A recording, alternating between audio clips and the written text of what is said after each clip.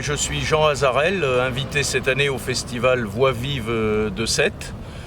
Après être venu pendant des années en visiteur, je commence à être un vieux poète, mais j'espère toujours jeune dans la tête. J'ai commencé en fait à écrire, alors pas vraiment de la poésie, mais des petites histoires, un peu des petites bandes dessinées, des petits romans policiers quand j'avais 8 ou 9 ans.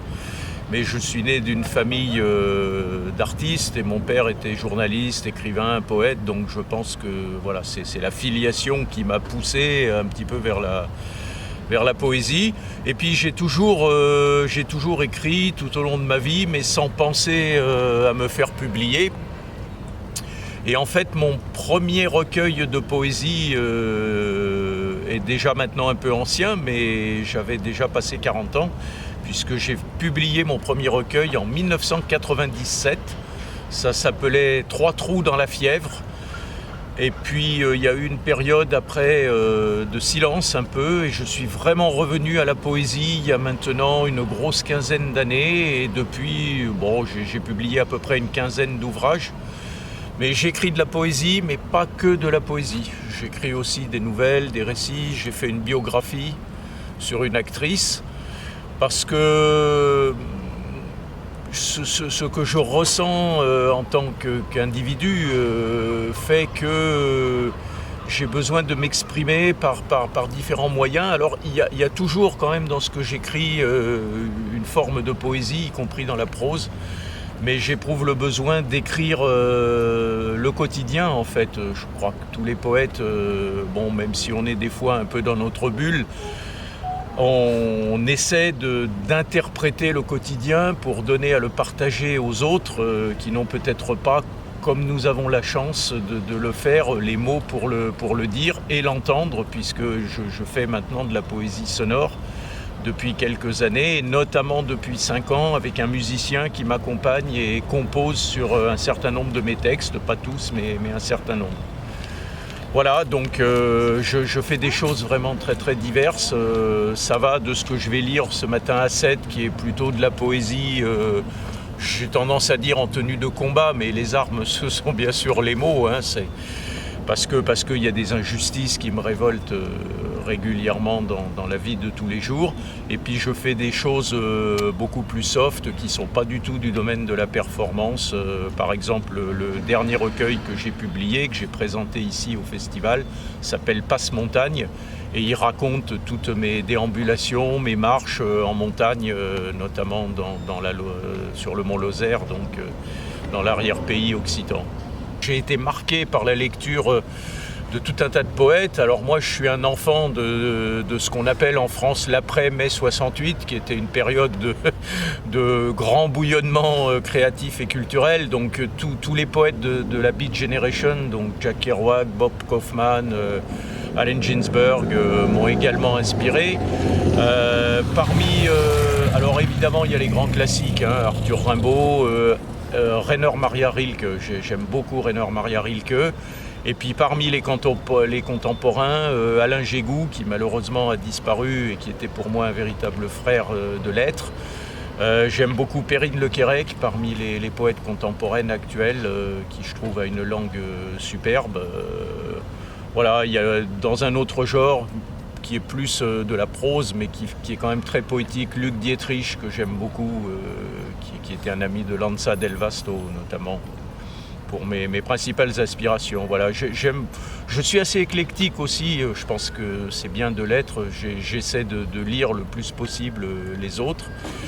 Donc la traduction, oui, je trouve que c'est formidable aujourd'hui qu'on puisse, et c'est le cas à Voix vive, entendre dans leur langue d'origine des poètes, et puis avoir la traduction en français qui nous permette, au-delà de la voix, qui procure toujours une émotion quand on dit, mais évidemment quand il y a pour moi français la traduction à côté qui permet de comprendre toute la richesse du contenu poétique, c'est évidemment très très important.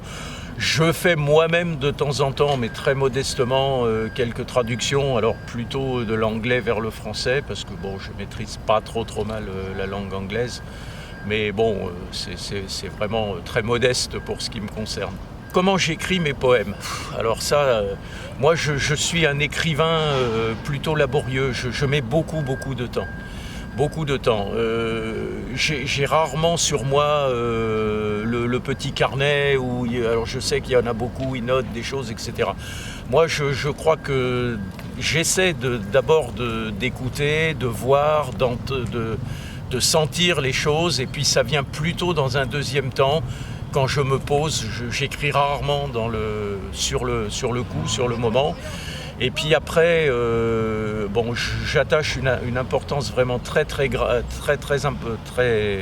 grande à la musicalité des mots. Donc il faut que moi, je polisse en quelque sorte le poème, où c'est un peu une œuvre de couture. Et c'est pour ça peut-être que ça dure longtemps, parce que quand je vois ce que j'ai écrit, je le dis intérieurement, et je me dis, quand tu vas le dire pour le faire partager, il faut que ça coule, il faut qu'il y ait vraiment une musicalité. Alors elle est douce, elle est parfois beaucoup plus rude, mais enfin, c'est comme ça moi que je conçois ma poésie. Et évidemment, chacun après a sa propre façon de travailler, hein, bien sûr. Mais donc tu vois, Passe-Montagne là par exemple, qui a été publié cette année, je crois que les tout premiers textes, ils datent pratiquement d'une dizaine d'années maintenant. Et j'ai attendu de revenir en fonction des saisons sur les lieux, parce que selon les saisons, tu n'as pas du tout les mêmes ressentis, pour que ça fasse un ensemble qui m'est paru à un moment cohérent pour le faire éditer. Alors la poésie actuelle francophone, c'est une question difficile, parce que j'ai vraiment pas la prétention de la connaître bien dans sa globalité.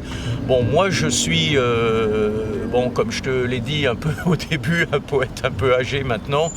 Donc j'ai été élevé et j'aime la langue dans son ensemble, avec le vocabulaire, avec beaucoup de travail sur la forme, sur le style. C'est quelque chose aujourd'hui qui a tendance petit à petit à s'étioler. Parce que les jeunes poètes, c'est normal, sont plus dans un air du temps qui est celui quand même de la vitesse, des réseaux sociaux, d'Internet, et ils utilisent des formes, je trouve, beaucoup plus courtes. Alors c'est des fois très réussi, il y a des fois, moi, ça me touche moins, parce que je suis peut-être déjà un peu décalé avec mon époque, hein. Donc après,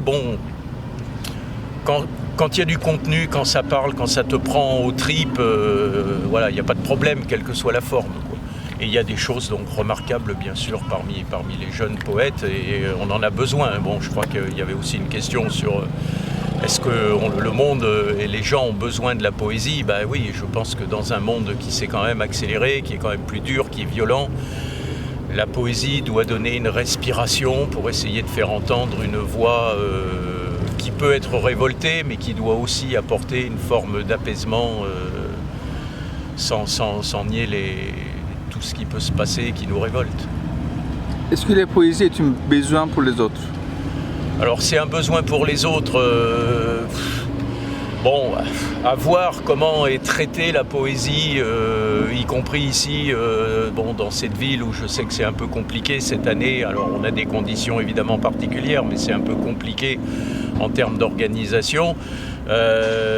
C'est un besoin pour un petit nombre de gens, et malheureusement, on voit bien que la poésie elle est assez confidentielle. Les grands médias, qui soient télévision, qui soient magazines, parlent quand même rarement de la poésie, sauf quand et ils se concentrent sur un certain nombre de grands noms que tout le monde connaît, qui n'ont pas forcément besoin, même s'il faut les connaître, mais ils n'ont pas forcément besoin d'être continuellement bénéficier de promotion, alors que il y a tout un tas de poètes qui méritent d'être connus. Et là, je crois qu'il y aurait un grand effort à faire au niveau politique. Et c'est curieux parce que on le fait pour des formes nouvelles comme le rap, comme le slam par exemple dans la musique. Mais c'est peut-être aussi que la poésie n'a pas su encore tout à fait se réinventer suffisamment pour revenir un peu au premier plan, quoi. En tout cas, c'est pas moi qui le ferai, parce que je suis un peu maintenant prisonnier, moi, de choses qui ne sont pas véritablement tournées vers le futur de par mon âge, tout simplement. au fait d'essayer de réinventer la poésie pour qu'elle revienne sur le devant de la scène. Bon, moi j'essaye, donc comme je l'ai dit maintenant, de travailler la mise en voix de mes textes sur de la musique, et avec Hérold Ivar, effectivement, on forme un binôme qui fonctionne très très bien. Donc moi j'envoie en fait des textes à Hérold, et puis à distance, parce qu'on n'est pas près l'un de l'autre physiquement parlant, lui il voit s'il y a des choses sur lesquelles il sent qu'il va pouvoir composer, mettre de la musique, travailler sur des ambiances sonores, sur des bruitages, et de la guitare, parce qu'il joue de la guitare, c'est avant tout un guitariste, mais qui est un peu multi-style, quoi. Donc il est capable de faire des choses plutôt rock'n'roll, des choses beaucoup plus jazzy ou beaucoup plus douces, qui sont presque classiques, quoi. Et je trouve que c'est bien parce que ça permet justement d'avoir tout un éventail un peu d'émotions en fait qui passent à travers le prisme musical. Et moi, en tant que poète, qui je pense ne suis pas, contrairement à Serge Pey par exemple, dont on parlait tout à l'heure, qui est un orateur véritablement. Bon, moi j'étais pas doué, je pense que je le suis pas encore, mais la musique m'a vraiment aidé à poser ma voix et à dire mon texte. Après, c'est des choses que j'essaie aussi de développer parallèlement en travaillant comme d'autres poètes avec des peintres, avec des photographes. J'ai quelques ouvrages qui sont comme ça sur les photos. J'en ai un qui doit sortir normalement l'année prochaine là, sur la Bretagne, sur les baies de la côte bretonne. Donc c'est bien parce que je crois que bon, la photographie ou la peinture, quand elle n'est pas trop abstraite, parle directement aux gens, et pouvoir marier deux disciplines artistiques permettent sans doute de la rendre plus accessible, parce qu'on a toujours cette image d'une poésie qui n'est pas forcément accessible, ou alors on a l'image du poète éthéré qui plane et qui est loin des réalités quotidiennes. Or, je pense que la poésie, c'est pas ça, quoi. Je suis né au Canada puisque mon père était journaliste, écrivain, poète, homme de radio, mais j'ai retraversé la mer bébé encore, donc je ne suis pas resté au Canada. Et dans l'Octobre blond du Saint-Laurent, c'est la dédicace de mon père dans un livre qu'il a écrit, qui est un livre jeunesse, qui s'appelle Michel et le cerf wapiti, qui est un animal emblématique du Canada, et qu'il m'a donné quand j'ai pu commencer à lire et à comprendre. Voilà le pourquoi de l'Octobre blond du Saint-Laurent. Et j'essaie maintenant, mon père a disparu quand j'étais encore jeune, je dirais pas très jeune, mais jeune. Et j'essaie maintenant, à travers l'écriture et à travers différents styles d'écriture, mais peut-être qu'on en parlera, la poésie bien sûr, mais pas que la poésie, de le retrouver à travers le temps. Et je suis effectivement inspiré par les grands espaces, c'est vrai. J'écris des choses, alors notamment, je ne l'ai pas amené là, je suis désolé, parce que c'est un livre d'artiste qui a été tiré à très peu d'exemplaires, mais qu'on trouve sur la librairie du festival. Je viens donc d'écrire avec un graveur, un illustrateur, Marc Granier, un livre qui s'appelle Passe-Montagne, et qui raconte les déambulations que je fais à peu près en toute saison sur les hauteurs, notamment du Mont Lozère. Bien, alors je vais lire un texte qui s'appelle « La plus belle poétesse vivante au monde », qui est dédié à une personne en particulier, mais que je suis seul à connaître, et dont je ne dirai pas le nom, et qui est extrait d'un recueil qui s'appelle « Encore plus nu », paru aux éditions Gros Texte. La plus belle poétesse vivante au monde habite une maison sans fenêtre. Les vers ont mangé les barreaux. La plus belle poétesse vivante au monde a un corps de poétesse où les veines ont la couleur des mots. La plus belle poétesse vivante au monde a été mariée à Antonin Artaud avant de divorcer par consentement personnel. La plus belle poétesse vivante au monde voyage nuit et jour en citrouille sans copyright. La plus belle poétesse vivante au monde a eu des aventures avec Blaise Cendrars, Keith Richards, Fausto Coppi, Joyce Mansour, mais pour Paul-Loup Sulitzer, elle reconnaît que ce fut une erreur. La plus belle poétesse vivante au monde cultive un potager où les légumes poussent le long des rimes avec des allitérations coulant des arrosoirs. La plus belle poétesse vivant au monde raconte des histoires trop vraies pour éviter de passer la faux dans les amalgames. La plus belle poétesse vivant au monde se trompe dans le prénom de Dumas qu'elle appelle Alexandrin.